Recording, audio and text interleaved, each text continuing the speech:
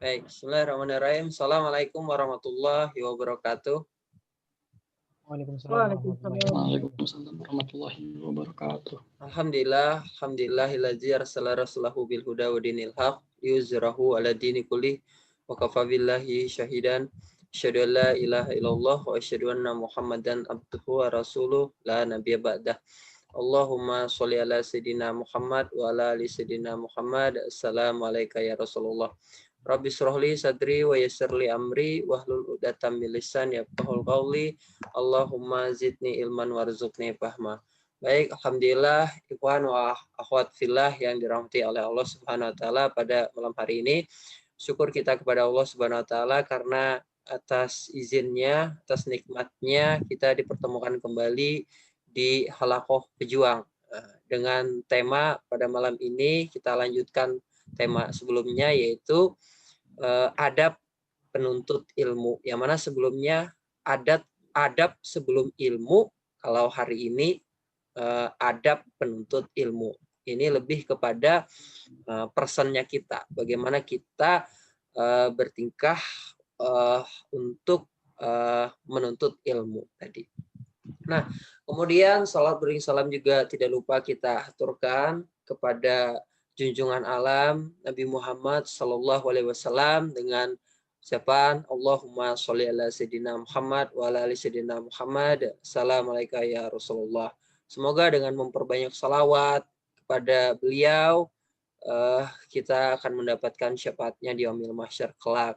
Semoga dengan memperbanyak syafaat kepada beliau, doa-doa, harapan-harapan kita di ujung tahun ini, bahkan harapan kita di tahun-tahun yang akan datang, akan dikabulkan oleh Allah berkat syafaat beliau. Amin. Baik, langsung saja ya, karena sudah malam ya, karena memang waktunya memang malam halaqah kita ya. Baik, ini pokok pembahasan kita pada malam hari ini. Nah, pokok pembahasan malam kita hari ini adalah yang pertama, adab terhadap ilmu. Yang kedua, adab terhadap guru. Yang ketiga, adab terhadap kitab. Dan yang terakhir adalah adab terhadap majelis. Inilah pokok pembahasan kita pada malam hari ini. Jadi siapkan buku catatannya. Nggak perlu pakai buku lagi, Tat. Nah, kan sekarang udah paperless, era digital, main screenshot aja. Oh iya, boleh. Main screenshot aja juga boleh, atau main minta nanti materinya slide-nya boleh juga ya, biar ringkas ya. Tapi katanya dengan mencatat ilmu itu seperti gulungan. Jadi kalau dicatat itu lebih lengket ya. Kenapa? Karena kita memaksimalkan potensi yang ada pada kita, melihat, mendengar, bahkan dengan gerakan gitu. Dengan menulis kita menggunakan gerakan. Tapi kalau nggak ditulis ya juga nggak apa-apa gitu.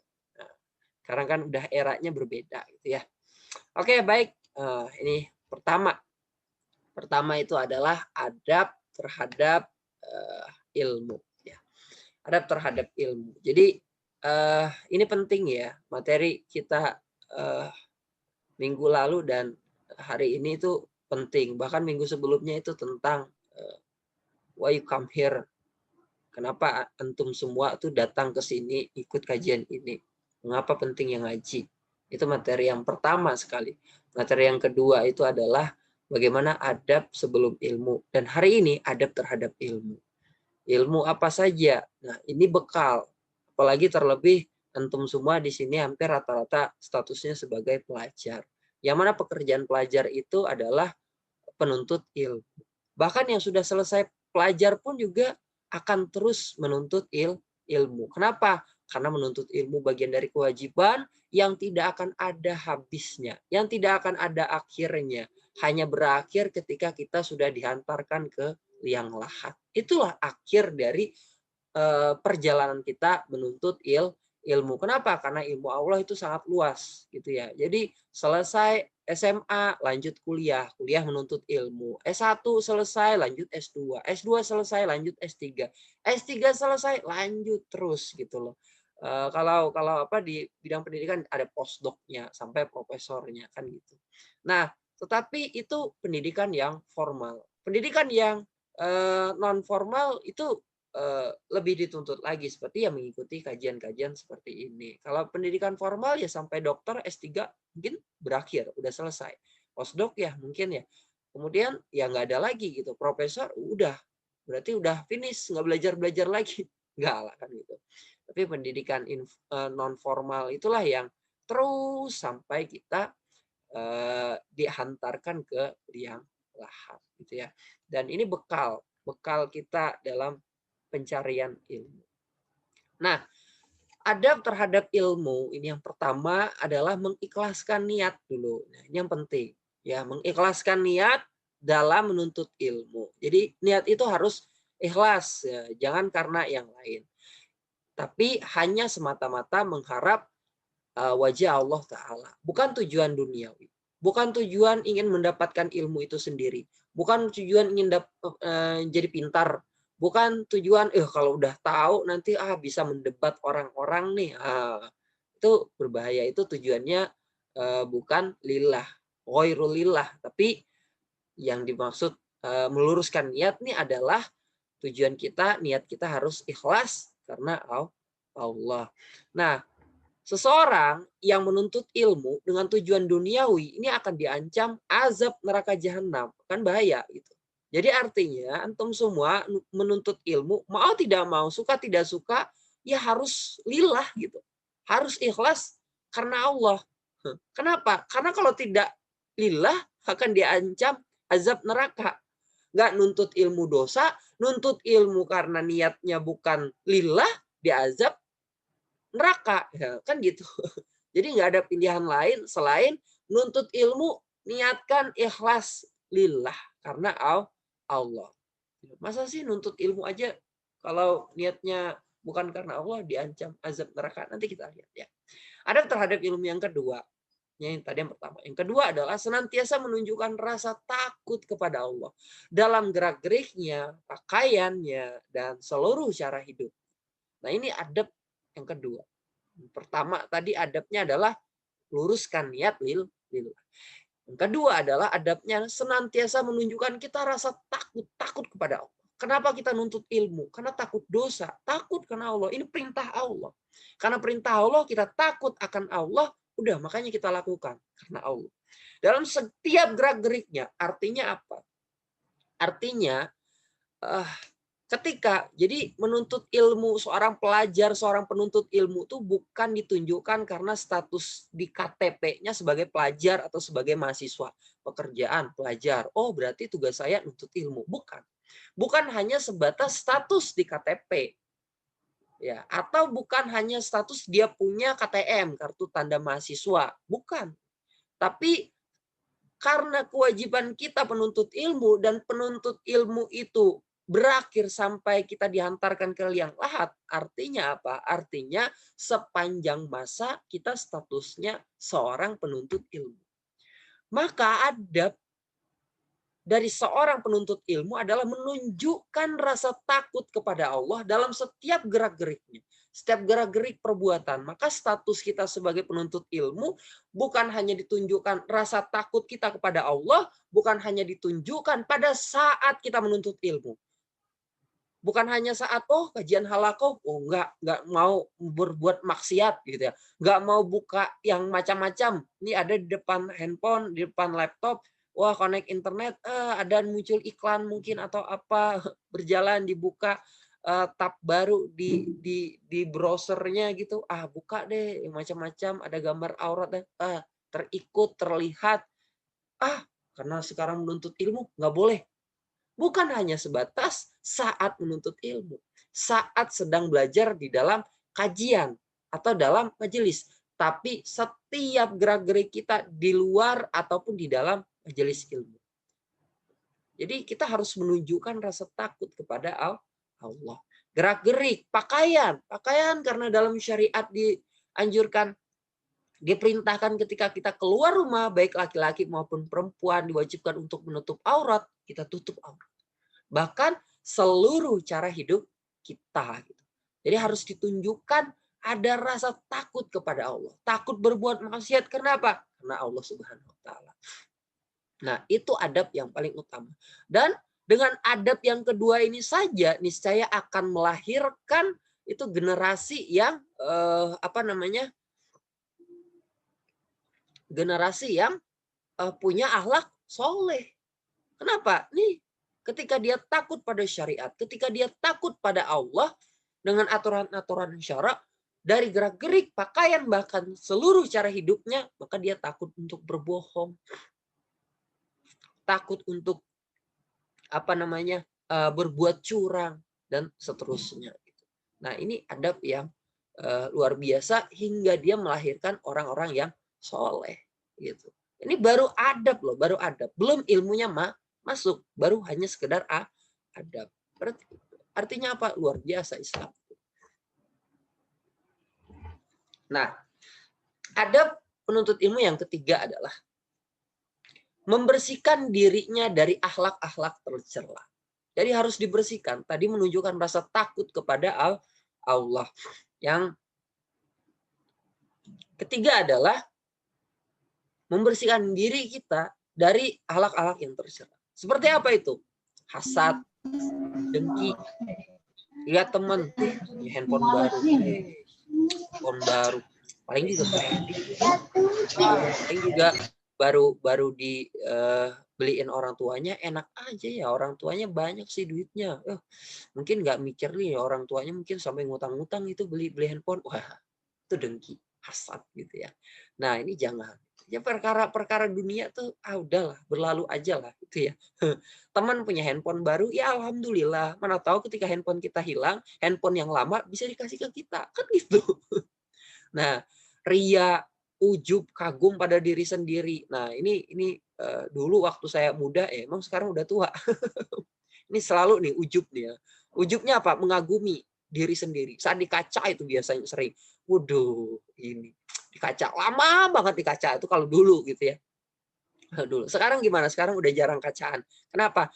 Mi udah rapi, udah kata uminya. Udah selesai. Bahkan nggak pernah kacaan lagi. Nah, ini ujub nih nggak boleh ya, nggak boleh.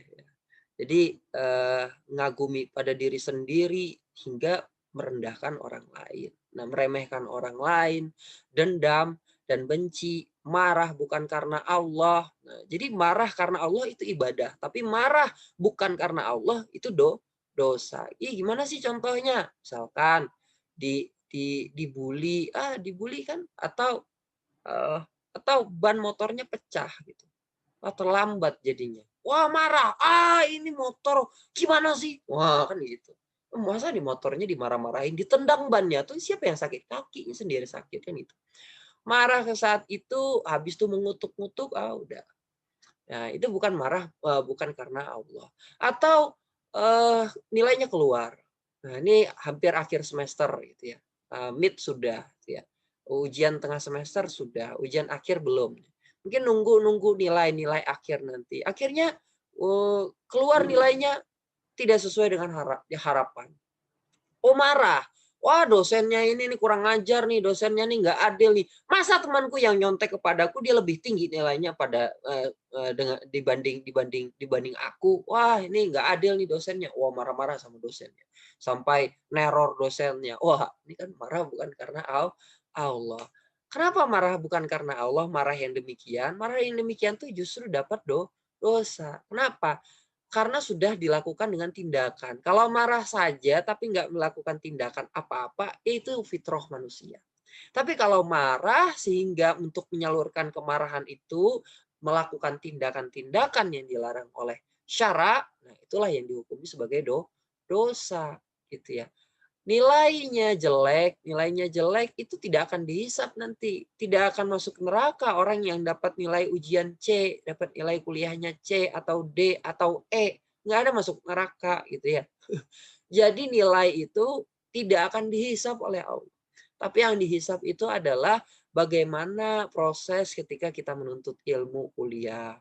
Bagaimana ketika sikap kita rasa syukur atau kita mengutuk ketika Allah berikan nilai itu kepada kita. Ketika kita bersabar dapat nilai jelek, pahala bagi kita. Ketika kita bersyukur dapat nilai baik, dapat pahala untuk kita. Nah, itu ya.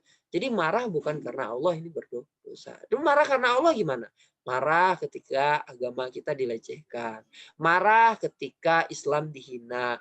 Marah ketika ajaran syariat itu dinistakan. Itu wajib marah. Wajib kita marah. Berbuat curang. Ini jangan sampai buat curang. Mahasiswa ini sering banget buat curang. Kebetulan saya dosen nih. Sering banget tuh buat curang. Jadi di kuliah dengan saya itu mahasiswa nggak ada yang curang dengan saya. Ya. Jadi mahasiswa saya itu saya ngajar tuh 5 kelas yang berbeda, 6 kelas jatuhnya. 6 kelas itu tidak ada sekarang semester sekarang itu tidak ada yang berbuat curang ketika ujian. Hebat kan saya didik. Bukan hebatnya saya. Kenapa? Tahu nggak rahasianya apa? Karena nggak ada ujian. Nggak ada ujian, nggak ada tugas. Semuanya jujur mahasiswa saya. Jadi dapatkan nilai bagus, dapatnya nilai murni gitu. Hasil jerih payah sendiri. Nah, gitu ya. Nah, jadi jangan sampailah kita berbuat curang ya untuk mendapatkan nilai yang itu tidak dipertanggungjawabkan oleh Allah Subhanahu. Nah, sum'ah ingin didengar kebaikannya. Ini orang sum'ah ini juga berbahaya nih ya. Kalau nggak didengar kebaikannya tuh dia gerutu jadi buat jahat gitu ya. Kalau dia didengar kebaikannya, semangat buat kebaikan itu. Berarti dia berbuat kebaikan karena nilai kebaikan itu sendiri. Lalu ketika dia tidak mendapatkan nilai kebaikan itu, maka dia berhenti untuk membuat kebaikan itu. Pelit lah, pelit ini. Sebenarnya pelit ini ya akhlak yang tercela ya, nggak boleh kita pelit ya gitu ya. Jadi harus sering berbagi lah ya. Wujud syukur itu karena sebagian harta yang kita miliki, nikmat yang rezeki yang Allah berikan kepada kita, sebagian tuh ada di dalamnya rezeki orang lain gitu ya. Nah, bicara kotor, nah, sampai carut-carut atau apa ini sebagai orang penuntut ilmu, wah ini adab yang buruk ini. Jadi harus dijauhkan ya. Tamak ini terhadap dunia gitu ya, tamak terhadap materi dunia, angkuh, merasa tinggi, berlomba-lomba dalam perkara duniawi, mudahanah atau diam dan ridho terhadap kemungkaran demi masalah dunia. Nah ini banyak nih orang sekarang tuh mudahanah. Mudahanah itu diam dan ridho terhadap kemungkaran demi masalah dunia.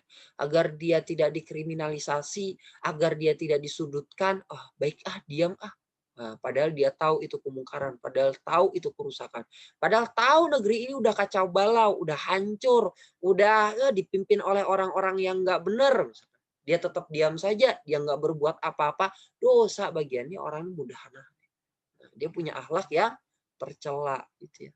Nanti dia akan dihisap atas perbuatan diamnya dia, nggak menyampaikan apa-apa. Karena dia tahu itu kerusakan, tapi dia berdiam diri saja. Kenapa? Cari aman. Banyak orang tuh sekarang yang cari aman. Nah, hati-hati. Menampakkan diri seolah-olah baik di hadapan orang lain. Bertopeng. Palsu, ini munafik nih. Cinta pujian, buta terhadap aib diri, tapi sibuk ngurusin aib orang lain. Fanatik golongan. Kita nggak boleh fanatik golongan ya.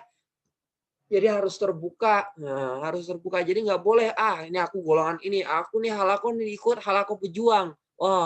Halaku lain, kajian-kajian lain nggak benar. Wah, nggak boleh gitu. Ini fanatik golongan. Yang baik kita ambil dari kajian yang lain, yang buruk kita tinggalkan. Bukan malah mendiskreditkan, memburukkan, menjelekkan. Tidak. Kalau kita tahu itu jelek, itu salah, maka kita ingatkan. Udah. Ya, itu adab seorang penuntut ilmu. Takut dan harap selain kepada Allah. Jadi kita takut selain kepada Allah, berarti dengan Allah berani, tapi dengan Pak polisi takut gitu. Ya takut ya. Takutlah Pak, takutlah. Kenapa? Nggak pakai helm. Takut dengan Satpol PP. Kenapa? Nggak pakai masker. Bukan, maksudnya takutnya bukan karena itu gitu ya. Takut ketika nyampaikan kebenaran, nah, itu salah gitu ya. Dan sebenarnya ketika kita tidak melakukan kesalahan itu nggak perlu takut kepada selain Allah ya. Jadi kita melakukan kesalahan itu kesalahan yang dilarang oleh Allah, maka kita takut gitu ya. Bukan karena aturan manusia itu kita melanggar aturan manusia, tapi kita karena Takutnya itu takut karena melanggar aturan Allah. Berharap kepada selain Allah ini juga nggak boleh. Berharap kepada dosennya memberikan nilai bagus itu nggak boleh. Berharapnya kepada Allah. Walaupun dosennya ngasih nilai. Jangan berharap sama dosen. Jadi kalau Anda selalu berharap kepada makhluk, Anda selalu akan dikecewakan. Ya, selalu akan dikecewakan. Makanya kalau saya nggak pernah kecewa gitu ya. Nggak pernah kecewa saya. Kenapa? Karena saya berharapnya kepada sesuatu yang tidak pernah mengecewakan saya. Sekalipun mungkin harapan saya berbeda dengan realita, tapi saya yakin dan percaya realita yang diberikan kepada saya, ditakdirkan kepada saya, itulah realita yang terbaik untuk saya. Walaupun mungkin tidak sesuai harapan saat itu. Karena kita ini makhluk yang lemah. Gitu. Andai mungkin saya berdoa, ya Allah berikanlah saya mobil Mercedes, misalkan gitu ya. Langsung Allah kasih tiba-tiba datang, ada hadiah datang mobil Mercedes. Pening sendiri. Bayar pajaknya gimana? Bayar pajaknya sama dengan kontrakan rumah saya. Mungkin sampai 50 juta bayar pajaknya 1 tahun. Wah, ini lebih daripada kontrakan rumah saya. Pening sendiri nanti. Belum lagi perawatannya. Sekali masuk salon mobil, berapa habis duit? Habis gaji untuk itu aja. Maka ketika saya minta mobil yang gitu pun ya nggak terbaik itu untuk saya. Maka ya Allah tunda itu. Allah kasih mungkin ya mintanya mungkin Honda Civic yang terbaru, ya dikasihnya mungkin Honda Vario yang second gitu ya. Kenapa? Karena mampunya itu gitu. Diminta Honda Civic yang baru, nggak akan mampu gitu. Bayar pajaknya tinggi, ke salonnya, biaya perawatannya, maintenance mobilnya, wow, besar sekali. Nggak cukup gaji saya gitu untuk bayar. Ya Allah tahu yang terbaik untuk saya, dikasihlah Honda Vario aja gitu ya. Nah, jadi itu. Jadi segala sesuatu yang Allah tetapkan kepada kita itu pasti baik. Makanya harap kepada selain Allah itu tercela. Tapi berharaplah kepada Allah. Gitu ya. Ghibah, ngomongin orang. Ini hobi banget nih. Orang nih dulu tuh zamannya ghibah itu tuh hanya dilakoni oleh para ibu-ibu, emak-emak. Ini sekarang bukan hanya emak-emak, ibu-ibu. Tuh pemuda-pemuda, abang-abang, om-om tuh ketika duduk di warung kopi tuh ghibah juga tuh ngomongannya tuh. Apalagi sekarang kan menjamur tuh warkop tuh, warung kopi itu. Itu kalau didengarin tuh ghibah aja tuh omongannya tuh. Ah, lebih parah dari emak. Mama nggak pernah ngopi sambil ngopian ghibah kan gitu ya. Arisan iya itu. Nah, namimah, adu domba ini nggak boleh juga. Memfitnah orang lain, apalagi berdusta, berkata jorok. Wah, nah, semoga kita terhindar dari sifat-sifat tercela yang demikian. Nah, kemudian adab terhadap ilmu yang keempat. Jaga diri dari segala hal yang rawan mendatangkan tuduhan. Serta tidak melakukan hal-hal yang menjatuhkan muru'ah atau kehormatan diri. Nah, itu. Jadi adab-adab tercela tadi banyak yang kita tuh menjatuhkan muru'ah, kehormatan diri. Seperti mungkin keluar rumah. Keluar rumah mungkin dianggap biasa aja tuh kalau laki-laki pakai celana pendek. Itu menjatuhkan muru'ah. Nah, muru'ah, kehormatan diri. Ya kan biasa, itu pakai celana pendek mah dekat ke warung, ya kan? Dekat ke warung beli sampo, warung gitu kan. Nanggung mau pakai celana panjang, pakai apa? Udah pakai celana boxer aja ke depan keluar rumah. Nah, itu menjatuhkan muru'ah. Itu adab-adab yang harus dijaga gitu ya. Nggak boleh perbuatan-perbuatan gitu. Atau pacaran, boncengan sama teman perempuan, nggak mahram, itu menjatuhkan muru'ah. Menjatuhkan muru'ah bagi laki-lakinya, menjatuhkan muru'ah bagi perempuannya juga nggak boleh. Nah, itu perbuatan ikhtilat, kemudian ya ikhtilat dua-duaan di tempat mungkin di depan rumah, di beranda rumahnya dua-duaan belajar mungkin. Itu kategori muru'ah. Kenapa? Itu sudah masuk kategori ikhtilat atau ya ikhtilat ya. Jadi nggak boleh gitu ya. Bahkan bisa masuk kategori halwat. Kenapa? Karena sudah masuk di area yang khusus, berhalwat dua-duaan di tempat sepi, itu bisa jadi nggak ngapa-ngapain mungkin, belajar aja, tapi itu bisa menjatuhkan muru'ah, kehormatan diri, baik bagi laki-laki maupun bagi perempuan. Nah, hal-hal yang seperti itu yang bisa mendatangkan tuduhan-tuduhan orang yang buruk kepada kita, itu harus dihindari. Boncengan misalkan. nggak ngapa-ngapa nolong teman aja nih, jauh dia jalan, udah dibonceng deh. Nah, bonceng, tapi bukan mahram, bonceng pakai motor. Nah, itu juga bisa menjatuhkan muru'ah atau mendatangkan tuduhan-tuduhan yang tidak baik. Bisa jadi dia pacaran kan, padahal nggak ngapa-ngapain kan. Nah, oleh karena itu syara melarang perbuatan yang seperti itu. Itu masuk terkategori ihtilat atau bisa sampai terkategori halwat. Kalau sudah halwat itu sudah masuk kategori haram. Nah, maka ditinggalkan. Nah, adab terhadap ilmu yang kelima apa? Senantiasa menjaga syiar-syiar Islam dan hukum-hukum Islam yang zahir. Yang zahir itu yang terlihat. Gimana contohnya? Sholat berjamaah di masjid. Kan gitu. Itu hukum Islam atau syiar-syiar Islam yang zahir, yang terlihat. Nebar salam, jumpa bapak-bapak tetangga, anak kos ini biasa kan. Pak, Assalamualaikum Pak. Udah kan bagus gitu. Bukan karena ingin dapat pujian, bukan karena ingin dapat, dia anak baik. Bukan karena ingin dapat gelar anak baik. Tapi karena apa? Karena syiar Islam. Karena Allah suruh, Rasul suruh menebar salam. Menebar salam kan doa. Itu. Ketika kita mendoakan orang lain, doa itu akan kembali kepada kita. Itu ya. Jadi menebar salam kepada yang dikenal maupun tak dikenal. Jadi amar ma'ruf nahi mungkar. Ma'ruf nahi mungkar ya menyeru kepada yang ma'ruf, mencegah kepada perbuatan-perbuatan tercela. Ajak tuh teman satu kos, yuk kita sholat ke masjid yuk. Nah, yuk bangun subuh, bangun subuh. Nah, kan gitu. Atau diingatin temannya untuk barengan sholat tahajud gitu. Atau di grup WhatsApp-nya itu, ayo teman-teman bangun sholat tahajud bareng gitu. Ya niatkan lillah gitu ya. Wah, nanti dikira nanti ria. Ya terserah lah orang yang mikir ria. Sementara kan niat kita tuh hanya Allah yang tahu. Luruskan aja niatnya karena Allah gitu ya. Nah, perkara orang mau bicara apa ya terserahlah ya. Mau nutup mulut orang mah nggak bisa gitu ya. Nggak bisa menutup mulut orang mah. Mau nutup prasangka orang nggak bisa. Nggak bisa. Nah, tapi ya kita niatkan saja baik gitu ya. Lillah gitu, ngajak orang. Kan menyeru pada amar ma'ruf. Atau ngajak teman-temannya, yuk kita ikut kajian malam Rabu yuk. Nah, kan gitu. Bagus kajiannya daripada nongkrong nggak jelas, daripada main game aja habisin waktu, paket habis juga, waktu habis juga, pahala nggak dapat. Ayo dah kita ikut yuk gabung. Nah, kan gitu. Ini amar ma'ruf. Dengan amar ma'ruf ini otomatis mencegah dari perbuatanmu mungkar. Nah, bersabar ketika mendapat gangguan dalam dakwah. Dicela.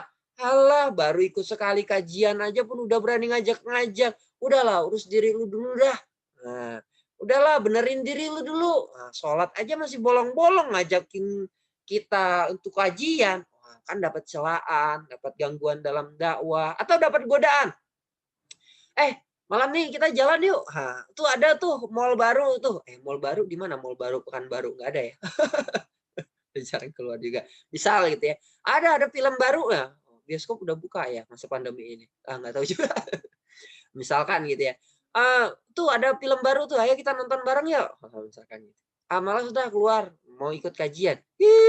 Gayanya ikut kajian padahal mau lihat TP-TP kan di dalam itu tuh di Zoom itu banyak ahwat ya. Atau ahwat sebaliknya gitu juga.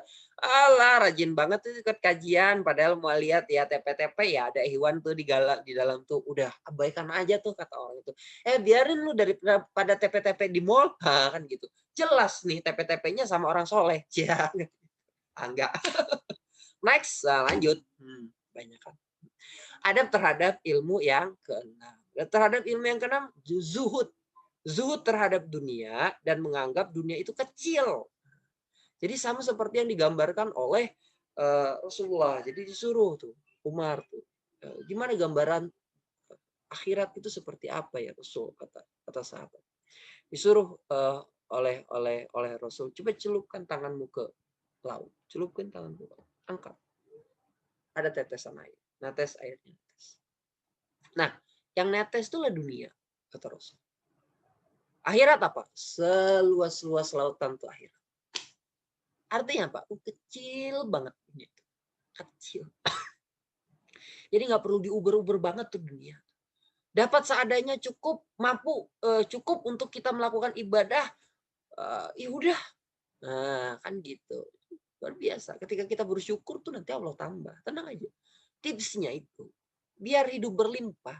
Yang dapat sedikit, syukuri. Insya Allah dengan bersyukur, Allah tambah. Ini masalahnya orang nggak pernah cukup. Itu yang merasa kurang aja itu. Itu dia nggak pernah bersyukur atas nikmat yang Allah berikan. Alih-alih ditambah, yang banyak tuh merasa kurang. Nah, ya, tapi kita ini zuhud. Zuhud terhadap dunia, yang menganggap dunia itu kecil, itu tidak terlalu bersedih dengan apa yang luput, yang hilang, yang tidak tercapai di dunia. Yang sederhana dalam makanan, pakaian, perabotan, rumah. Nah, secara definisi sebenarnya zuhud itu apa sih? Nah, menurut Abu Dzar Al-Ghifari, zuhud itu adalah terhadap dunia bukan berarti mengharamkan yang halal. Enggak.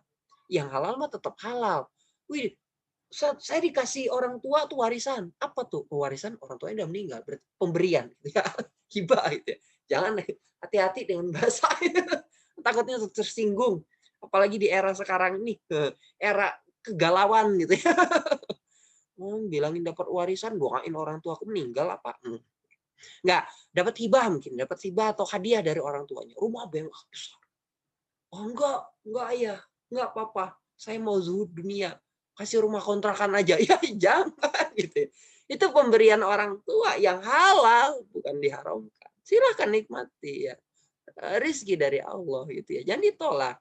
Jadi bukan pula kita menyia-nyiakan harta. Justru harus disyukuri dan dimanfaatkan sebaik-baiknya untuk kepentingan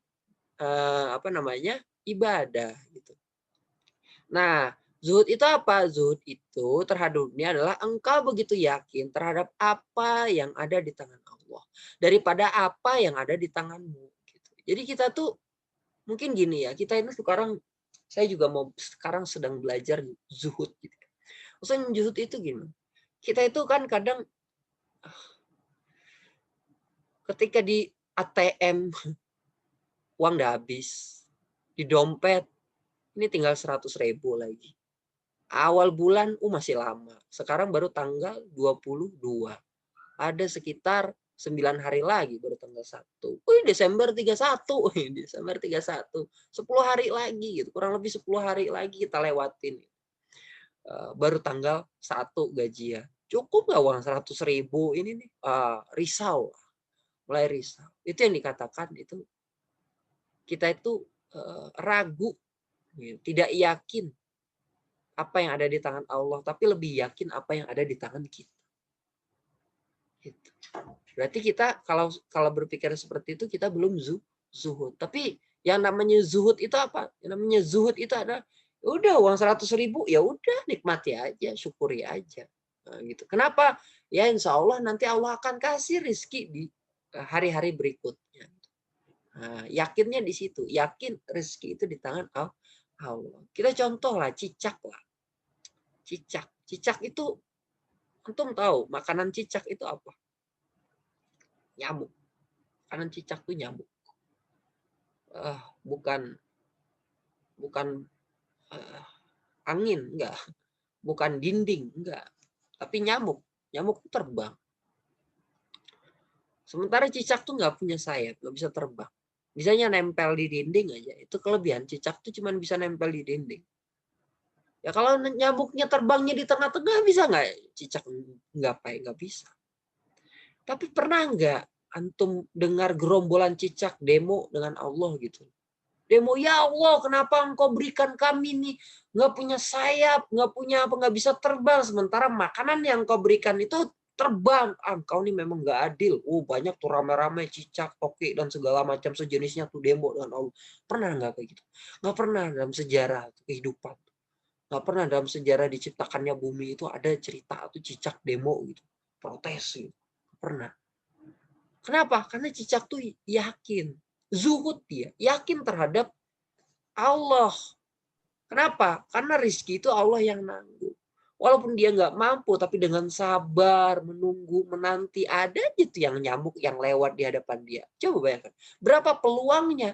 Nyamuk tuh banyaknya tuh jalur terbang yang lain tuh kenapa nyamuk lewat tuh di depan mulut dia gitu. Itu kalau dipikirkan secara rasional nggak masuk akal. Tapi justru yang nggak masuk akal itulah Allah mau nunjukkan kekuasaan, kehebatannya. Kalau masuk akal mah nggak biasa itu. Tapi disitulah Allah menunjukkan kekuasaan, kekuatannya, kehebatannya. Allah tuh mau pamer pada kita. Tuh kan. Kalau gue mah nanggung kata Allah, apa yang nggak bisa? Yeah. Dalam hitungan manusia peluangnya sangat kecil sekali, nyamuk lewat di mukanya cicak, tapi bisa aku lakukan itu. Nggak pernah kan lihat cicak mati kelaparan? Ya ada cicak ditembak tuh pakai ketapel, terjepit di pintu. Yang ada tuh gitu. Tapi nggak pernah lihat cicak, busung lapar cicaknya. Nggak pernah. Artinya rezeki cicak tuh tetap dipenuhi. Masa sih kita kalah dengan cicak? Mungkin gitu. Lihat lagi burung. Burung itu pergi di pagi hari dalam keadaan kosong. Nggak ada bekal tuh burung tuh. Pergi itu. Kalau kita mungkin pergi kerja ada bawa bekal gitu ya. Pergi kuliah ada bawa bekal. Pergi merantau ke Pekanbaru ada bawa dikirimin orang tua. Tapi kalau burung pergi itu nggak ada bekal, tapi pulangnya dalam keadaan kenyang. Begitu yakinnya burung, gitu ya. Ya tugasnya apa? Tugasnya berusaha mencari, menjemput rezeki yang telah Allah tetapkan. Enggak juga gitu berdiam diri di rumah, jangan juga, itu nggak berusaha. Karena usaha ikhtiar kita itulah yang akan dihisab oleh Allah Subhanahu wa taala. Zuhud juga berarti ketika engkau tertimpa musibah, engkau lebih mengharap pahala dari musibah tersebut daripada kembalinya dunia itu lagi padamu. Jadi kalau sesuatu hal musibah yang sudah berlalu, kita lebih mengharap pahala daripada andai ini nggak terjadi ya. Itu belum zuhud lagi. Tapi kalau misalkan misal terjadilah musibah, kecelakaan mungkin, udah, maka kita bersabar, lebih mengharap pahala atas qadarullah itu lebih baik daripada kita mengharap andai ini kecelakaan ini nggak terjadi. Nah, seperti itu. Kalau kecelakaan itu tidak terjadi, kita nggak dapat apa-apa, nggak dapat pahala.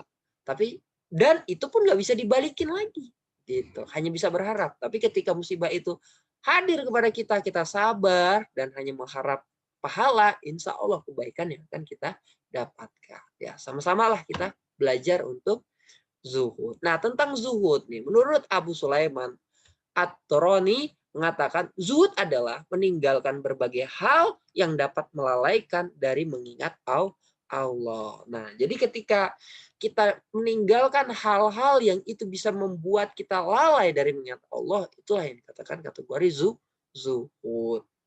Dengan pergi ke mall, banyak lihat maksiat, mata ini jadi jelalatan, hingga seterusnya, itu nggak dengar azan lagi di mall, lalai kita mengingat Allah, akhirnya kita tinggalkan, oh malas dah aku ke mall lama-lama, nggak jadi dah aku kalau nggak seperlunya itu ke mall tuh nggak mau ke mall. Nah, itu insya Allah itu belajar untuk berlaku zuhur. Kenapa? Meninggalkan berbagai hal yang dapat melalaikan kita dari mengingat Allah.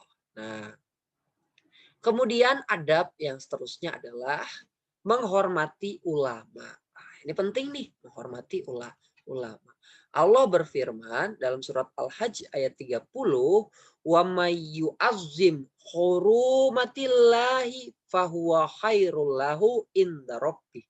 Dan barang siapa yang mengagungkan apa-apa yang terhormat di sisi Allah. Siapa itu yang terhormat di sisi Allah? Nabi, Rasul, dan para ulama. Kenapa? Ulama itu warasatul anbiya, pewaris para nabi.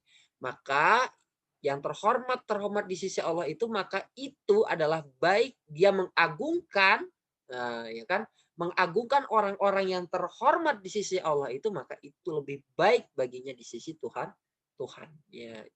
Jadi ada haknya ulama atas perlakuan pengagungan dari kita. Nah, menghormati ulama juga ada sabda Rasulullah Shallallahu Alaihi Wasallam, laisa minna malam yujilla kabirona wa yarham saghirana wa ya'rif li'alimina haqqahu. Tidak termasuk golongan kami, kata Rasul, orang yang tidak menghormati yang lebih tua dan menyayangi yang lebih muda, serta yang tidak mengerti haknya ulama. Haknya ulama seperti apa? Diagungkan, dihormati, dihargai, ditakzimkan. Itu tuh haknya ulama. Kenapa? Karena berkat jasanya sampai itu Islam kepada kita. Sampai itu risalah Islam kepada kita. Bayangkan kalau nggak ada jasanya ulama. Mungkinkah itu Nusantara itu jadi muslim semua? Mungkinkah kita bisa sholat, tahu dan mengerti cara sholat, cara beribadah kepada Allah? Mungkinkah kita tahu nih sampai Al-Quran itu datang ke hadapan kita kalau tidak ada ulama yang mengajarkan, ulama yang membawa itu kepada kita? Nah, itu ya. Maka sudah sepantasnya kita menghormati. Kemudian yang seterusnya itu adab terhadap guru. Wah, ini penting nih, adab terhadap guru ini. Ini yang sekarang ini kurang dimiliki oleh para pelajar, para penuntut ilmu. Adab terhadap guru. Guru itu kayak kawan aja dibuatnya. Walaupun gurunya tuh asing gitu ya. Jadi perlakuan murid itu tidak serta-merta menganggap guru itu jadinya kayak teman. Enggak gitu. Nah, dari riwayat Imam Baihaqi, Umar bin Khattab mengatakan, tawaduklah kalian terhadap orang yang mengajari kalian. Tawadu. Nah, tawadu itu apa? Kata Ibnu Hajar mengatakan bahwa tawadu adalah menampakkan diri lebih rendah pada orang yang ingin mengagungkannya. Jadi atau orang yang ingin diagungkannya. Ada pula yang mengatakan bahwa tawadu adalah memuliakan orang yang lebih mulia daripadanya. Nah, maknanya adalah merendahkan diri ini bisa makna harfiahnya, bisa makna zahirnya. Nah, makanya orang di pesantren dulu saya itu kalau lewat depan guru tuh bungkuk, misi Pak, membungkukkan. Memang merendahkan diri. Itu makna zahirnya. Nah, ya secara makna yang tersiratnya adalah apa? Itu mengagungkan, memuliakan, menghormati, bahkan ketika ngomong tuh direndahkan suaranya gitu. Nih, adab terhadap guru nih, kita bisa contoh. Nah, penuh hormat terhadap guru. Nah, berkatalah Abdurrahman bin Harmalah al-Aslami. Jadi tidak ada seorang yang berani bertanya kepada Sa'id bin Musayyab sampai dia meminta izin layaknya meminta izin kepada seorang raja. Jadi murid-muridnya Sa'id bin Musayyab itu salah satunya Abdurrahman bin Harmalah itu dia mengatakan bahwa itu murid-muridnya tuh kalau di forum di majelis itu nggak ada yang berani bertanya itu sebelum dia minta izin. Minta izinnya tuh kayak minta izin kepada raja.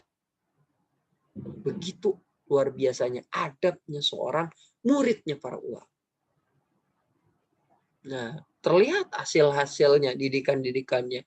Output dari adab-adab yang mulia seperti itu tuh melahirkan generasi-generasi yang soleh. Nah, kemudian nih, Al-Imam Asy-Syafi'i juga berkata, dulu aku membolak-balik kertas di hadapan Imam Malik dengan sangat lembut. Bolak-balik kertas tuh lembut banget tuh.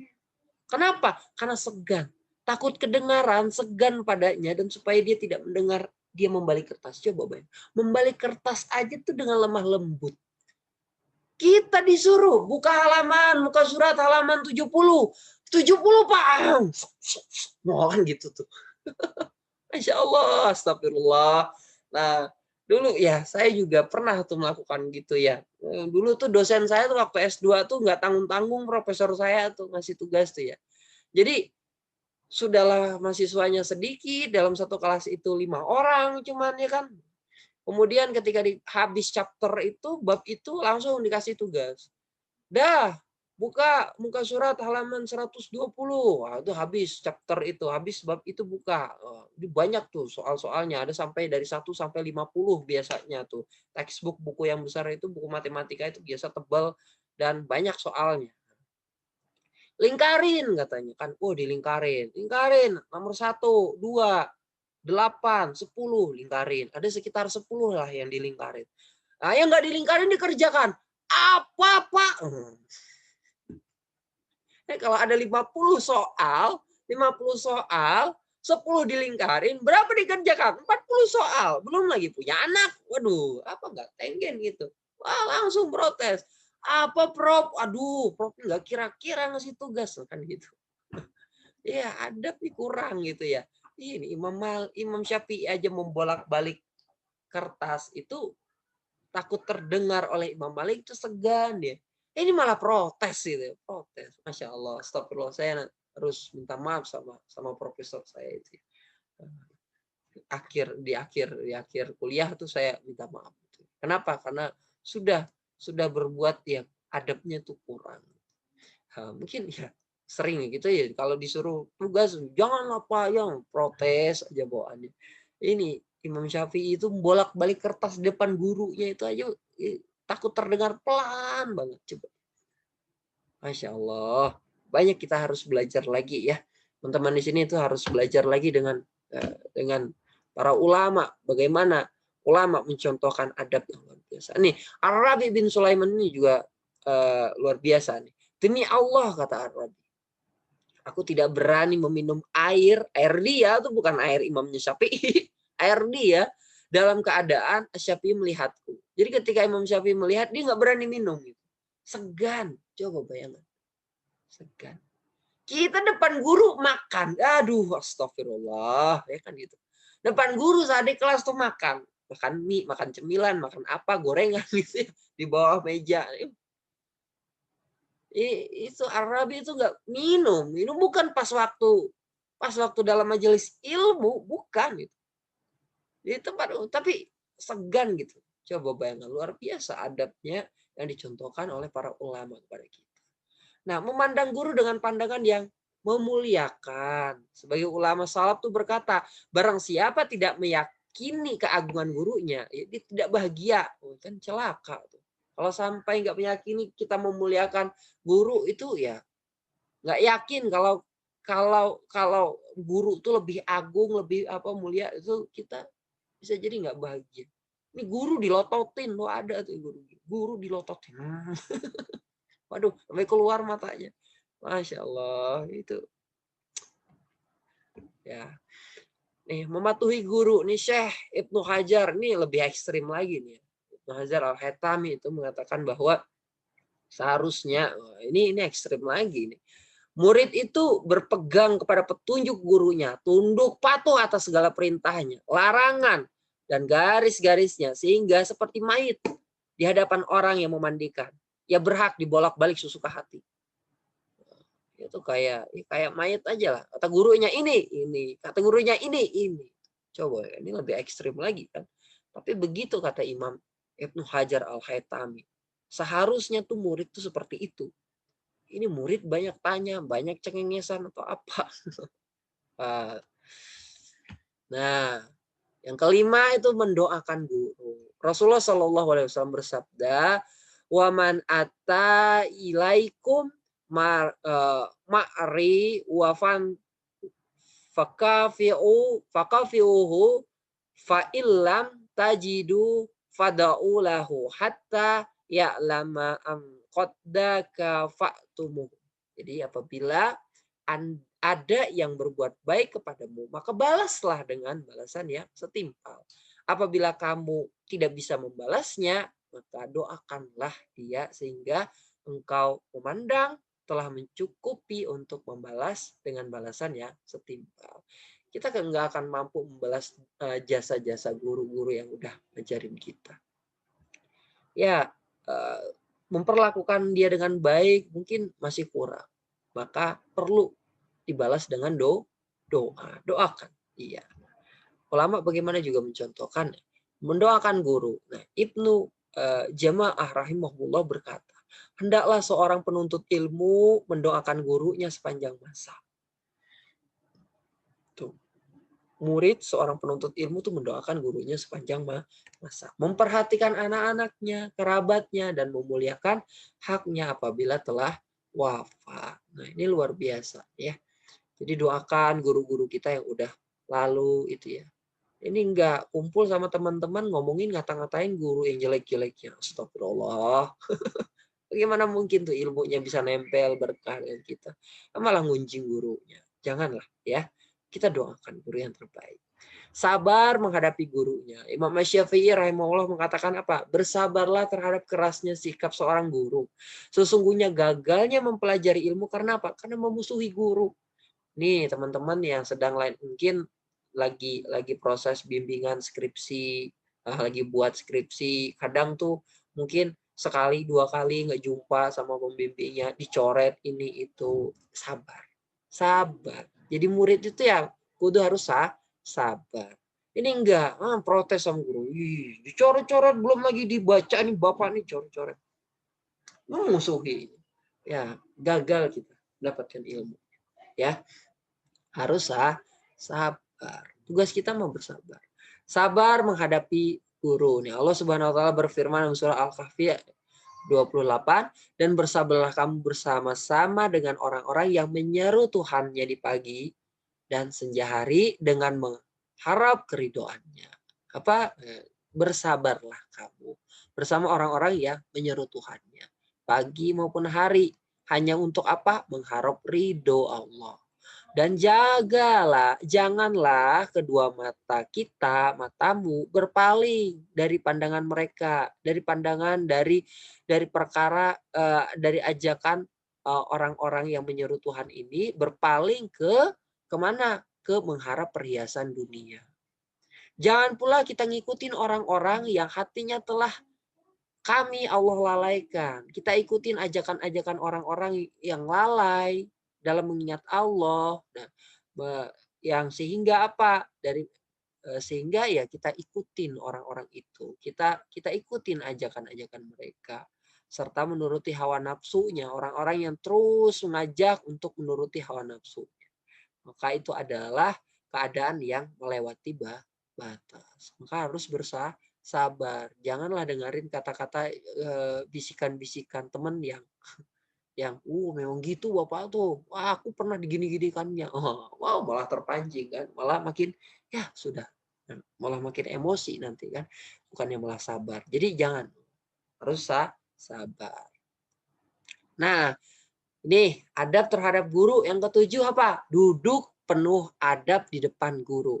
Ini walaupun kita via Zoom, walaupun kita mungkin virtual, maka ya adab dalam menuntut ilmu itu harus sama seperti dalam majelis gitu. Nah, Syekh Abu Zaid rahimahullah di dalam kitabnya Hilya Thalibil Ilmi mengatakan, pakailah adab yang terbaik pada saat kau duduk bersama syekhmu. Pakailah cara yang baik dalam bertanya serta mendengarkan perkataannya. Ya, duduk kita. Adab yang terbaik saat duduk. Nah, bertanya, cara yang terbaik dalam bertanya serta mendengarkan perkataannya. Coba bayangkan. Kita ini harus dituntut cerdas. Gimana ya pemilihan kata biar ini menjadi perkataan yang terbaik untuk nanya. Nanya aja harus dipikirkan. Ini karena kita mementingkan adab, maka kita dituntut untuk berpikir cerdas gitu, memilih pilihan kata yang terbaik dalam bertanya. Kenapa? Karena adab tadi. Nah, kan luar biasa.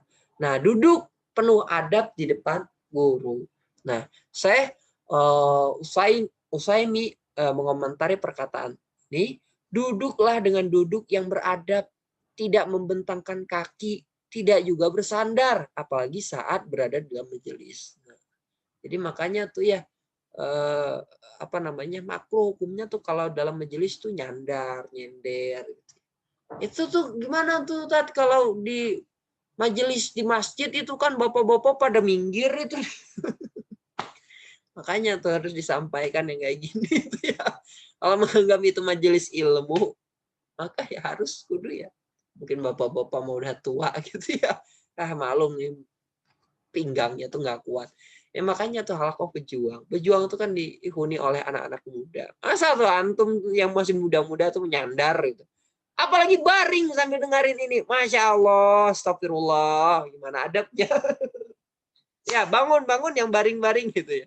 Kecuali yang sedang sakit atau apa ya udah nggak apa-apa lah. Diizinkan. Masih ada kemakluman gitu. Tapi yang saya walafiat itu baring-baringan, guling-gulingan dalam mendengarkan majelis ilmu ini. Waduh, subhanallah. Sucikan ya Allah orang-orang yang kayak gini ya Allah. Nah, adab duduk penuh adab di depan guru. Nih, Ibnu Jamaah mengatakan seorang penuntut ilmu tuh harus duduk rapi, tenang, tawadu, matanya tertuju pada gurunya. Tidak membentangkan kaki itu ngangkang kakinya macam-macam lah. Bersila nih adab yang bagus tuh ya. Tidak bersandar, tidak pula bersandar dengan tangannya kayak gini nih. Tuh, sandar dengan tangannya. Ya capek iyalah kan gitu. Ya gurunya gimana? Nggak mikirin gurunya. Ada gurunya ngomong gini. Kamu ada gitu. Kalau saya kayak gini boleh lah ya. Gak mikirin deh guru itu gimana tuh. Ngomong terus selama 2 jam itu ya. Nah, tidak tertawa dengan keras, tidak duduk di tempat yang lebih tinggi darinya. Di Zoom tuh gimana? Ya Zoom tuh ya anggap sama lah kita ya. Juga tidak membelakangi guru. Nah, ini adab-adab yang perlu gitu ya. Nah, bukan berarti ini mohon maaf sekali lagi, bukan berarti saya menyampaikan ini ingin dihargai, ingin dimuliakan, tidak gitu. Tapi untuk ya saya dan kita semua ketika kita menuntut ilmu itu sudah selesai. Karena ini adab. Adab itu bukan untuk orang lain, tapi untuk kembali kepada kita sendiri. Kita kan sudah belajar pentingnya adab.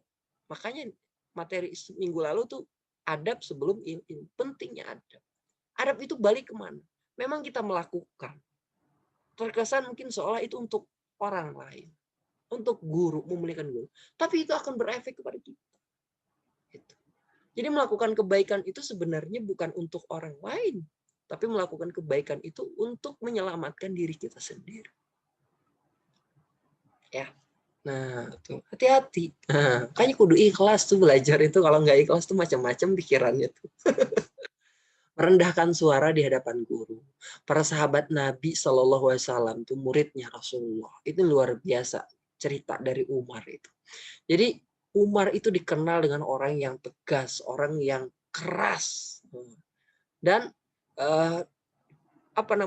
dalam suatu majelis itu Umar itu ketika bertanya itu sering itu Rasul tuh sulit untuk mendengarkan suara Umar. Kenapa? Karena pelannya dia. Gitu. Jadi kadang kesulitan dalam mendengarkan suara Umar ketika berbicara. Begitulah adab yang ditunjukkan oleh Umar ketika duduk dalam majelis Rasul. Umar itu. Kita nggak selevel dengan Umar. Bertanya setelah mendapatkan izin. Jangan bertanya sampai diizinkan. Ini merupakan syarat Nabi Khidir alaihissalam kepada Nabi Musa. Kan gitu. Dan ada dalam Al-Quran. Diceritakan, diabadikan dalam Al-Quran. Kisah ini. Nah, maka itu juga menunjukkan isyarat bahwa apa? Kita tuh kalau minta izin kepada guru, maka tidak akan bertanya sebelum diizinkan. Nah, gitu ya. Nah, jika seorang guru tidak mengizinkan untuk bertanya, maka janganlah tanya lagi. Jangan nyinyir. Jangan nyenyel gitu ya. Nyinyir. Kok nggak boleh nanya? Kenapa nggak boleh nanya? Itu kadang kalau di kuliah saya itu ada hal-hal yang saya nggak boleh bertanya. Gitu. Maksudnya, Anda semua jangan nanya yang ini. Kenapa? Karena saya jawab pun dengan jawaban atas pertanyaan itu, Anda belum ngerti. Nah, gitu. Jadi ada perkara-perkara silahkan tanya selain ini. Nah, saya udah highlight itu hal-hal yang nggak boleh ditanyakan sebelum dia nanya gitu. Ada juga yang nanya tuh, ada juga yang nanya. Ketika ada yang nanya, saya katakan saya tidak akan jawab. Kenapa? Karena iya belum saat. Kenapa? Karena kadang ada proses pemahaman seseorang. Jadi kadang kalau belum sampai pada kadang sesuatu itu untuk dipahami memerlukan informasi-informasi sebelumnya. Banyak informasi-informasi yang dibutuhkan untuk memahami perkara tersebut. Ketika perkara itu ditanyakan, sementara informasi-informasi yang dibutuhkan untuk memahami perkara tersebut belum lengkap, maka akan sulit untuk memahaminya. Maka ketika sulit untuk memahaminya, dengan pemahaman yang seadanya, khawatir akan menyesatkan pemahaman yang seadanya tadi. Maka lebih baik tidak disampaikan untuk saat itu. Nah gitu. Kayaknya kadang itu guru tidak mengizinkan untuk bertanya boleh jadi kitanya yang belum sampai pada pemahaman tersebut. Gitu ya. Nah, doakan guru setelah bertanya seperti ucapan barakallahu fi atau jazakallah khairan dan sejenisnya. Nah, doakan. Adab terhadap kitab nih. Seterusnya adab terhadap kitab. Nah, membaca kitab dalam keadaan suci. Imam Al-Zahnuzi dalam kitabnya Taklim, ini kitabnya tipis nih. Saya pernah belajar kitabnya ini. Belum tamat ya. Lama ya. Nah, luar biasa nih isi kitab ini menceritakan tentang mengajarkan kita tentang adab. Ini salah satu kutipannya saya ambil. Sebagian dari memuliakan ilmu adalah memuliakan kitab. Maka sepatutnya bagi pelajar ilmu tidak mengambil kitab kecuali dalam keadaan suci. Jadi harus berwudu dulu ya. Benar nih kata Bang Fer sebagai moderator, berwudu ya. Nah, duduk dengan hormat di depan kitab. Duduk dengan hormat ada kala dengan bersila atau tawaruk merupakan salah satu adab terhadap kitab yang sedang dibaca. Saat berada dalam majelis pengajian, maka sangat dituntut untuk duduk dengan sopan. Jangan mendirikan kaki saat duduk. Duduk dengan tidak sopan dalam majelis ilmu berarti tidak menghormati kitab dan juga tidak menghormati pada guru serta majelis ilmu tersebut. Jangan juga menjulurkan kaki ke arah kitab. Nah, meletakkan kitab di tempat yang agak tinggi. Kitab sebagai sumber ilmu tidak boleh diletakkan di tempat yang rendah seperti di lantai, baik ketika sedang belajar atau bukan. Maka merupakan satu hal yang sangat bagus bila para santri, para pelajar membudayakan memakai meja kecil, rehal. Nah, meja kecil, rehal ketika belajar. Baik ketika belajar di ruangan kelas, dalam majelis ilmu, maupun mutolaah sendiri. Nah, antum semua belajar sendiri, ya letakkan kitab itu di atas. Jangan di bawah. Ya. Jangan tertendang nanti. Itu adab itu. Kitab tuh nggak bagus. Kalaupun tidak ada meja ketika menghadiri pengajian, maka sepatutnya kitab diletakkan di pangkuan. Jangan di lantai. Ya, ada alas lah. Kalau ada bawah ransel, di atas ransel. Atau di pangkuan kita. Jangan di bawah, di lantai. Nah, menjaga lembaran kitab jangan berserakan. Lembaran kitab yang sudah lusuh atau tidak digunakan lagi, jangan dibiarkan terletak dan berserakan di lantai atau di tanah. Ada baiknya bila masih dipergunakan, maka diletakkan di suatu tempat tertentu yang lebih mulia. Bila sudah tidak mungkinkan dipergunakan lagi, udah lusuh banget gitu ya, nggak bisa juga dilem, ditempel apa, maka sebaiknya dibakar saja. Untuk apa? Menjaga kehormatan, jangan sampai terinjak-injak, terterbang atau terlempar ke tempat-tempat yang bernajis atau apa, maka lebih baik dibakar. Nah, meletakkan kitab menurut kemuliaan ilmunya. Maka bila kitab meletakkan kitab di atas kitab lain, maka sangat dianjurkan untuk memperhatikan susunan kitab tertentu yang kita letakkan tersebut. Gimana susunannya? Susunan juga harus penting. Biasa kan nyusunnya tuh tergantung besar kecilnya gitu ya. Yang besar di bawah, kecil di atas gitu. Jadi kayak piramida gitu ya. Ternyata nyusun kitab itu nggak seperti itu. Gimana? Jadi lihat status ilmunya. Kitab yang berisi ilmu yang paling mulia itu harus diletakkan paling atas. Kemudian disusun dengan kitab ilmu yang mulia di bawahnya dan seterusnya. Jadi yang paling mulia itu di atas. Kalau misalkan Al-Quran, tentu Al-Quran yang paling atas. Kalau numpuk gitu ya. Nah, urutan kitab menurut kemuliaan ilmunya adalah mushaf Al-Quran itu yang di atas. Kitab matan hadis yang kedua. Dengan lebih mendahulukan kitab Sahih Bukhari. Kemudian baru Sahih Muslim. Kitab tafsir Al-Quran, kitab tafsir hadis, kitab usuluddin, kitab usul fikih, kitab nahu, sarab, balaghah, kitab-kitab syair Arab, kitab ilmu arud. Nah, bila kitab dalam ilmu yang sama, maka diletakkan menurut kemuliaan pengarangnya. Siapa yang paling mulia? Bila musannifnya sama-sama mulia, maka didahulukan kitab yang lebih dahulu dicetak, yang dibuat. Dan kitab yang lebih banyak digunakan oleh para ulama saleh. Gitu ya. Jadi harus dimuliakan kitab itu.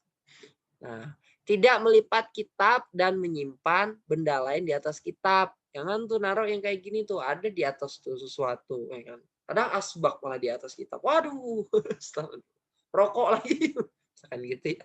Nggak ada yang merokok sini ya, nggak ada. Nah, sebab asapnya nggak terasa sih. Gimana mau terasa di rumah masing-masing. Nah, kemudian apa? Memuliakan dan mengakhiri membaca kitab dengan doa. Nah, mengikhlaskan niat. Ini adab terhadap majelis lagi. Adab terhadap majelis yang pertama adalah Al-Imam Ahmad rahimahullah pernah ditanya. Apa yang ditanya? Gimana seseorang meniatkan dirinya dalam menuntut ilmu? Maka Imam Ahmad menjawab, hendaknya dia niatkan untuk mengangkat kebodohan dari dirinya dan dari diri orang lain. Gitu. Ya. Jadi apa namanya? Caranya gimana? Caranya niatkan untuk mengangkat kebodohan dari dirinya dan dari diri orang lain. Nah, tampil dengan penampilan yang baik, tampil dengan tampilan yang baik. Hendaknya seorang penuntut ilmu tampil dengan penampilan yang bersih dan rapi, memakai minyak wangi sehingga tercium aroma yang menyegarkan dari dirinya. Di dalam hadis Jibril, jadi pernah itu Jibril datang ke majelis Rasulullah. Digambarkan beliau datang dengan tampilan yang terbaik. Nah, jadi suatu ketika itu Jibril datang. Umar tuh heran melihat, ini siapa ini? Ada laki-laki berpakaian putih, bersih gitu ya. Rasanya tuh nggak ada penduduk Madinah seperti beliau, seperti yang hadir tersebut.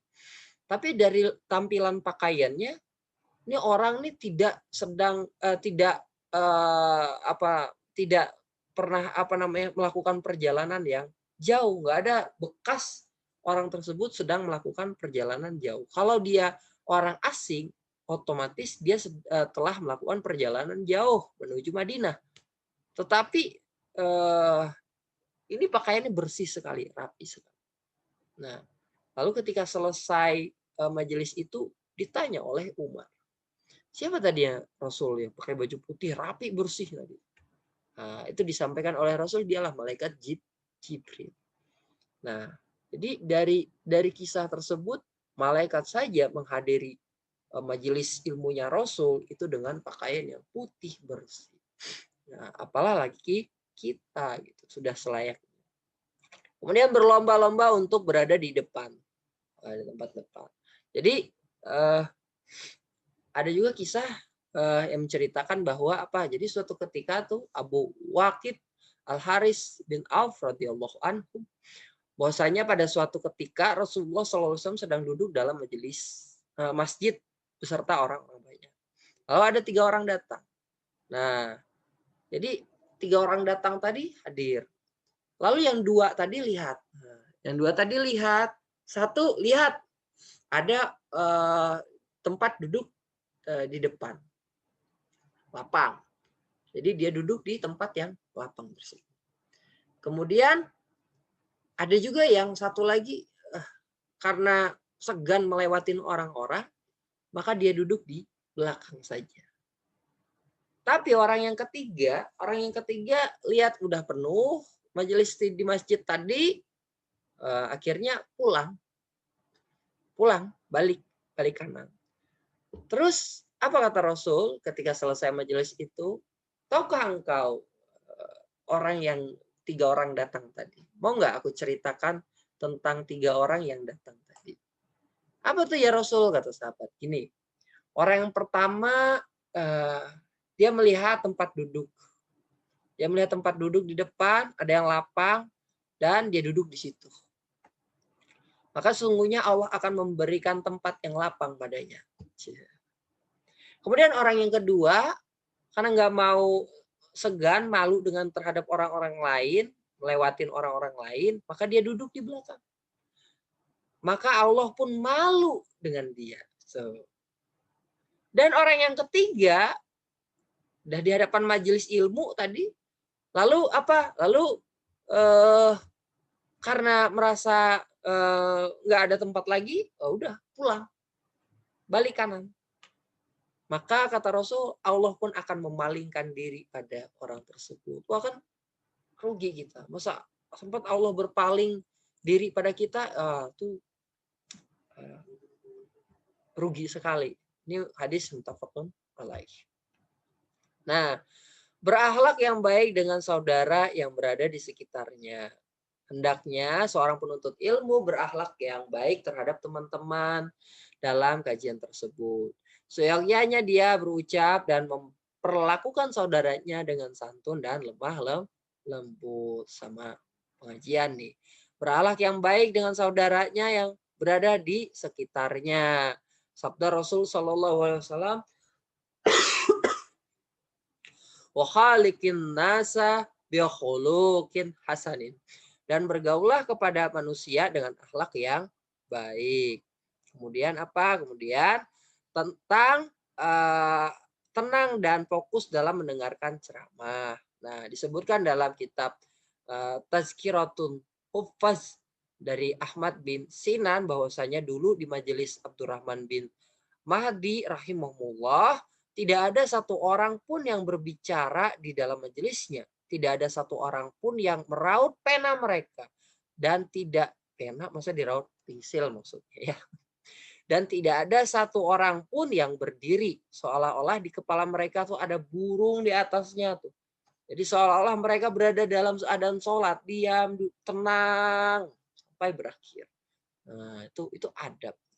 Penuntut ilmu, ada penuntut ilmu di setiap majelis dengan doa kafaratul majelis. Nah, ini ya Rasulullah Shallallahu Alaihi Wasallam bersabda, barang siapa yang duduk di dalam suatu majelis dan di majelis itu terjadi banyak suara hiruk pikuk, kemudian sebelum bubar dari majelis itu ia mengucapkan, nah ini doa yang kita hafalkan dan kita baca mengakhiri majelis kita. Apa doanya? Subhanakallahumma wa bihamdik asyhadu alla ilaha illa anta astaghfiruka wa atubu ilaik.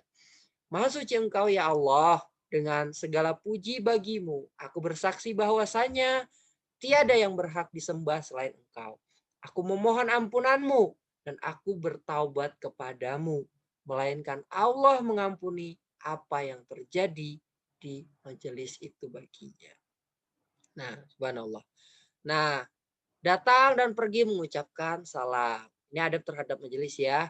Dari Abu Hurairah, dia berkata bahwa Rasulullah Shallallahu Alaihi Wasallam bersabda, "Iza antaha ahadukum ilal majlisi fal yusallim, fa iza aroda ayyakuma fal yusallim."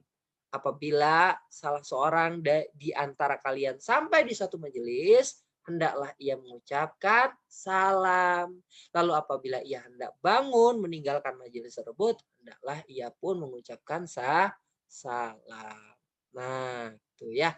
Demikian materi kita pada hari ini.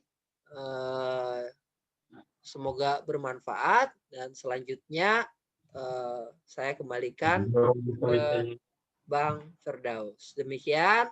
Assalamualaikum warahmatullahi wabarakatuh. Waalaikumsalam warahmatullahi wabarakatuh.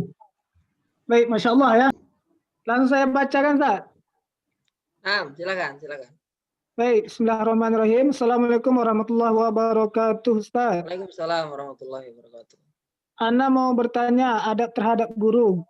Soalannya, ada dosen Ana baru hijrah dari bank konvensional, kemudian membuka usaha sendiri. Tapi beliau nggak sabar dalam menjalankan usahanya. Bagaimana solusinya? Jazakallah bi khair. Silakan, Ustaz.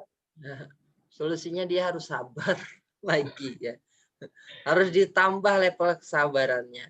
Memang sabar nggak ada habisnya ya, nggak ada habisnya.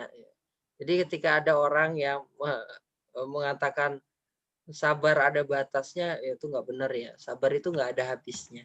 Jadi ya dia harus tetap bersabar. Ya, sabar, sabar dan terus jalankan usaha. Kenapa? Karena yang akan dipertanggungjawabkan oleh Allah nanti usahanya, bukan hasilnya. Jadi nggak akan ditanya dia, usaha lo bangkrut atau sukses sih? Kalau bangkrut masuk neraka lo. Kan nggak gitu. Nah, kita itu dihisab atas ikhtiar kita. Maka bersabarlah, terus aja lakukan usaha. Jadi jangan pantang menyerah. Gitu. Langkah pertama dia hijrah lepas dari bank konvensional itu sudah benar. Kemudian tinggal dia siap atau tidak siapnya menghadapi konsekuensi atas itu dan ujian selanjutnya. Ya orang makanya ya Allah ingatkan ya, ente itu kata Allah jangan merasa beriman dah. Gitu kata Allah bahasanya. Kalau sebelum ente itu diuji seperti orang-orang sebelum kalian. Orang-orang sebelum kalian tuh lebih berat lagi ujiannya. Ini baru diuji segitu udah nyerah. Gimana sih? Ngaku beriman ya kan gitu. Makanya ya, udah sabar aja. Support terus beliau gitu, kasih semangat terus, motivasi biar bersabar gitu. Dan yakinkan beliau bahwa jalan yang beliau tempuh itu udah benar gitu. Ya, dengan begitu insya Allah tuh istiqomah. Ya, itu.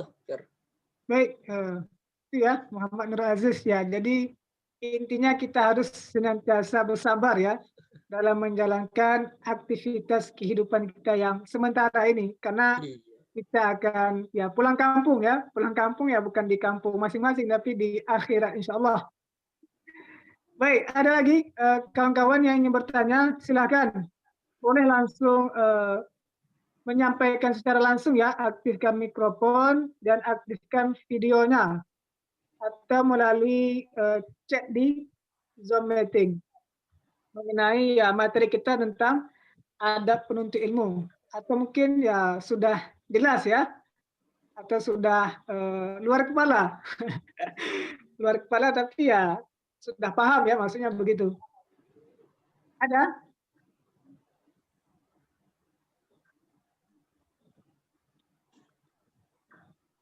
Nah, itu sudah cukup insya Allah ya. Baik, kalau saya sudah cukup ya kita akhiri ya pertemuan kita pada malam hari ini. Di Ya, chat, insya Allah. di chat nggak ada.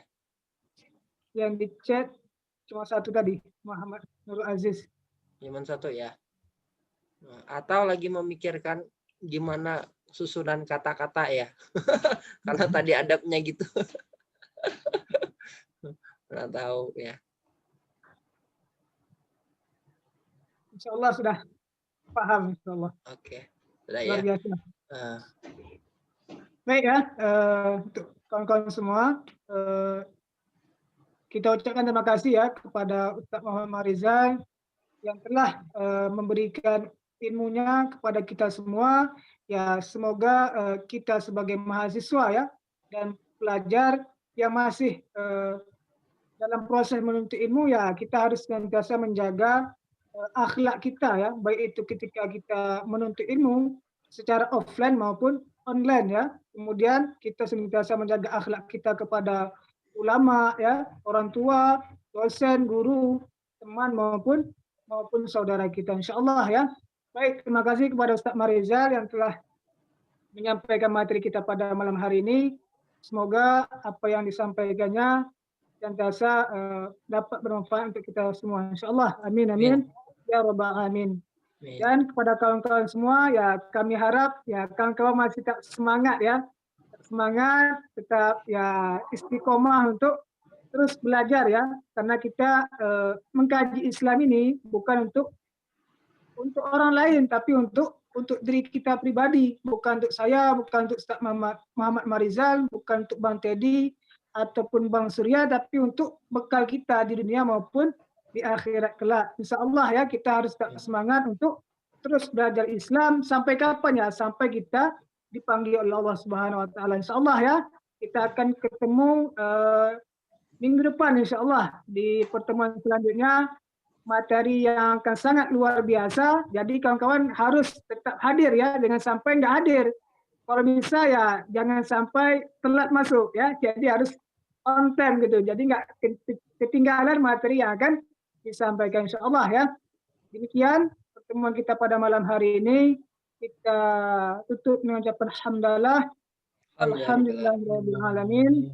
Dengan doa penutup majelis. Subhanakallahumma wa bihamdika asyhadu an la ilaha illa anta astaghfiruka wa atubu ilaik.